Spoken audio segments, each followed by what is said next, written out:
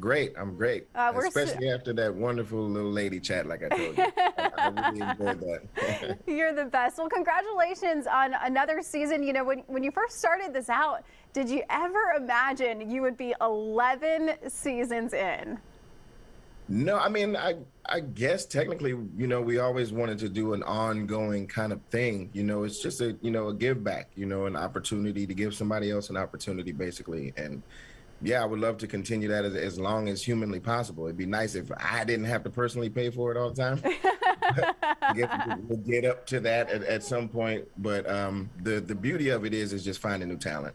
Absolutely. And you're kicking off the season right here, your hometown, Atlanta. You were raised here. So, do you enjoy coming back to ATL? And how important has it been for you just to provide a local platform in the city that you grew up in, for up and coming comedians?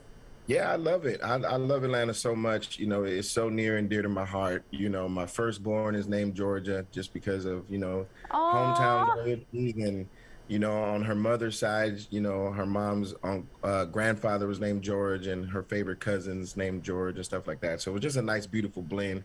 But, Atlanta's near and dear to my heart, and it's been amazing watching it grow over the years. And when I was starting out, there were only a couple of destinations, but there were a couple of destinations, so I took advantage and was knocking on TBS's door and stuff like that. So if I can make it a little easier for people not to have to like stalk Ted Turner and Associates and stuff. Right. It's my pleasure.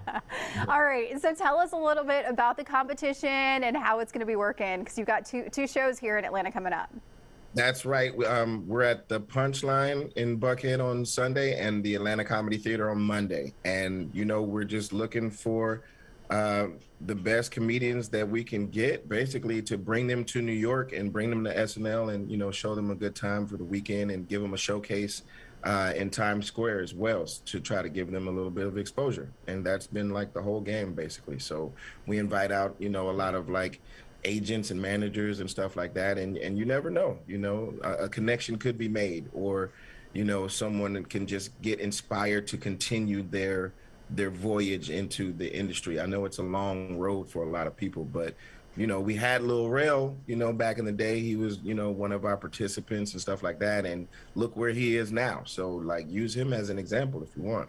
Yeah, absolutely. And you know what it's like to be on that front side when you're trying to get discovered. And this really is a once in a lifetime opportunity for comedians, to take their careers to the next level. For you now being on the other side of it, how much does it mean to you just to get to go through this process and help people just pursue those dreams that they have themselves?